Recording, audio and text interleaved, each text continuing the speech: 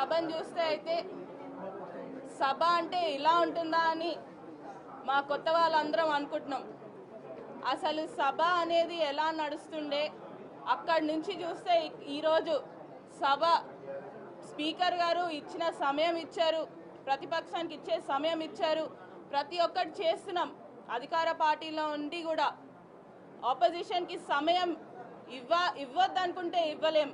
కానీ ఈరోజు అది అనుకోకుండా వాళ్ళకి కూడా ఏదైతే సమస్యలు ఉన్నాయో వాళ్ళ అపోజిషన్ ద్వారా కూడా తెలుసుకోవాలి, సూచనలు తెలుసుకోవాలని ఈరోజు మేమందరం వాళ్ళకి సమయం ఇవ్వడం జరుగుతుంది. ఈరోజు పొద్దున కూడా చూశారు, 2 గంటల వరకు ఈరోజు కేటీఆర్ గారికి కూడా సమయం ఇవ్వడం జరిగింది. దాని తర్వాత మళ్ళీ ఏమవుతుందో అన్నది చూస్తే అయితే మా ముఖ్యమంత్రి గారు ఏమనలేదు. అసలు మా ముఖ్యమంత్రి గారు ఏమన్నారు, అక్కలు వెనకాలన్న అక్కలు అంటే ఉట్టి వాళ్ళనే ఉద్దేశించి అన్నారా? అట్లా ఏం లేదు కదా. ఇట్ మీన్స్ ఒకటి తడుకున్నాడు అన్నట్టు అంతే.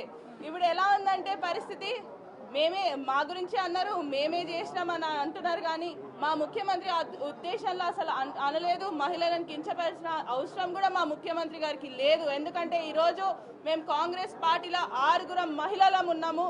6 మహిళలం కూడా మమ్మల్ని ఎంత గౌరవంగా చూసుకుంటారు మా ముఖ్యమంత్రి అనేది ఈరోజు మీ అందరికీ తెలుసు. ఎందుకంటే ప్రతిసారి శాసనసభలో మేము మాట్లాడతామంటే తప్పకుండా ఛాన్స్ ఇచ్చారు కూడా మాకు మాట్లాడడానికి, మా గొంతు విప్పడానికి. అదే మహిళలని అవమానించాలనుకున్నా, ఏమైనా చేయాలనుకున్నా వీళ్ళు ఏం మాట్లాడతారులే అని మమ్మల్ని పక్కన దొయ్యొచ్చు. సగం అంటే 6 ఉన్నాం, ఏముందిలే పక్కన దోస్తే అయిపోతుంది అనుకోవచ్చు కూడా. కానీ అలా అనుకోలేదు. కాంగ్రెస్ పార్టీ ఎప్పుడు కూడా అలా అనుకోలేదు. ఏదైతే వైఎస్ రాజశేఖర రెడ్డి గారి క్యాబినెట్ అప్పటి నుంచి కూడా చూడొచ్చు మీరు, మహిళలు అనేది ఎక్కువ మంది ఉన్నారు. మహిళా మంత్రులు కూడా చాలా ఎక్కువ మంది ఉండే ఆ క్యాబినెట్లో. ఈరోజు మరి కేసీఆర్ గారి ప్రభుత్వంలో క్యాబినెట్లో మొదటిసారి చూస్తే అసలు మహిళలు ఉన్నారా అనేది మీ ఆలోచనకి వదిలేసి చూడండి, వెనక తిరిగి చూడండి.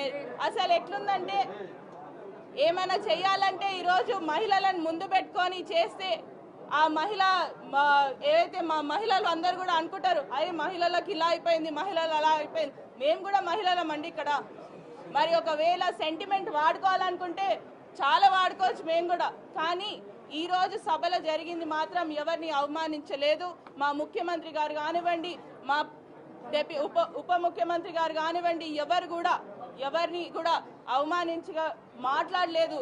ఎందుకంటే వాళ్ళు ఏంటంటే సెల్ఫ్ ఏదో ఒకటి సృష్టించి ఈరోజు సభని తప్పుదో పట్టించాలనే ఉద్దేశంతోనే వచ్చారు. ఎందుకంటే నిన్న రాత్రి కూడా అయింది సభలో, మీరు చూసుంటారు. కింద కూర్చొని అసలు సభ అంటే ఈరోజు మాకు ఎట్లుందంటే ఒక క్లాస్ రూమ్ లో పిల్లలు చప్పట్లు కొడతారు చూడండి, అలా ఉంది. అసలు భజన చేసుకుని చప్పట్లు క్లాస్ రూమ్ లో చప్పట్లు. అసలు మేము ఇప్పుడు వరకు అండి నేను చూస్తున్నాను ఈ సభని అనేది మా తాతగారు కూడా నడిపారండి. ఆ రోజుల్లో నడిపినప్పుడు కాంగ్రెస్ లో ప్యానల్ స్పీకర్ ఉన్న చిట్టెం నర్సిరెడ్డి గారు కూడా నడిపారు ఆ రోజుల్లో. ఆ రోజుల నుంచి చిన్నప్పటి నుంచి నాకు ఈ సభ చూసే ఇది ఉందండి. ఎందుకంటే చూస్తూ ఉంటాను నేను ఈ సభని, నాకు ఇష్టం కాబట్టి. చూస్తున్నప్పుడు ఎప్పుడు కూడా ఎవరు కూడా ఈ బిహేవియర్ అనేది లేదు. ఫస్ట్ టైం ఈ బిహేవియర్ చూస్తుంటే అసలు వాట్ ఈస్ హ్యాపెనింగ్, ఎక్కడ పోతుంది అనే దీంట్లో అసలు సర్ప్రైజింగ్ ఉంది మాకే. కానీ ఎవరైనా ప్రభుత్వం, అపోజిషన్, మిగతా వాళ్ళందరూ చాలా మంది సీనియర్ లీడర్స్ ఉన్నారు. కొత్త వాళ్ళం చాలా మంది ఉన్నాం ఇక్కడ. కొత్త వాళ్ళకి ఇదేనా మీరు చూపించేది? ఇలా ప్రవర్తిస్తే అసలు ఇలా ఆలోచిస్తారని కూడా మేము అసలు అనుకోలేదు. ఇలా కూడా ఆలోచిస్తారా అని మేము అందరం కూర్చొని మాట్లాడుకుంటాం. ఒక్కటి చెప్తే ఇంకోటి ఆలోచన, ఇంకోటి చెప్తే ఇంకో ఆలోచన. అసలు మేము ఆలోచన కూడా ఇలా కూడా ఆలోచించొద్దా అని వాళ్ళే మాకు నేర్పిస్తున్నారు.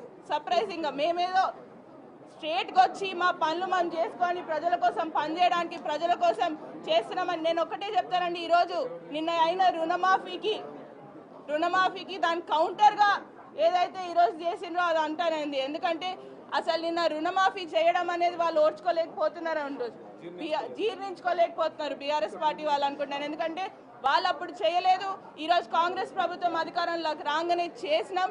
తప్పకుండా మీరు అడ్డం పడ్డా కూడా ప్రజల కోసమే పనిచేస్తాం. కాంగ్రెస్ పార్టీ అనేది కూడా ప్రజల పార్టీ అనేది కూడా మీ అందరు కూడా తెలియజేస్తూ, మహిళల కోసం ఎప్పుడైనా మహిళల కోసం ఇలా అయిందంటే మేము కూడా మహిళల నుంచి ఉంటామండి. ఆ రోజు సీతక్క గారిని కూడా ఏదో అంటే కూడా మేమేం అనలేదు. నాలెడ్జ్ లేదన్నారు. అసలు ఒక మంత్రి గారిని అలా పిలవడం అనేది, అలా అనడం అనేది ఫస్ట్ టైం వింటున్నామండి.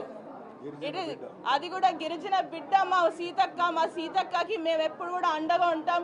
ఏ సమస్య ఉన్నా కూడా మా సీతక్కతో ఉంటాం, మా సురేఖ ఆంటీతో ఉంటాం. తప్పకుండా మేము 6 మహిళలని మీరు చూస్తారు, ఒక యూనిట్గా పనిచేస్తాము, ఒక యూనిట్గానే ఉంటాము. మహిళలను కూడా ఈ కాంగ్రెస్ ప్రభుత్వం అనేది మహిళలను ముందుంచి నడిపే ప్రభుత్వం. ఈరోజు మహిళా శక్తి కానివ్వండి, ప్రతి ఒక్కటి అన్నీ కూడా కాంగ్రెస్ పార్టీ ఈరోజు చేస్తుంది మహిళల కోసం. తప్పకుండా మహిళల కోసం ఉంటాం. ఈ రోజు అయిందైతే దురదృష్టం, ఇలా కావద్దు అని కూడా మళ్ళీ నెక్స్ట్ టైం కూడా కోరుకుంటూ హోప్ తోని రేపు మళ్ళీ సభలోకి వెళ్తామండి. థ్యాంక్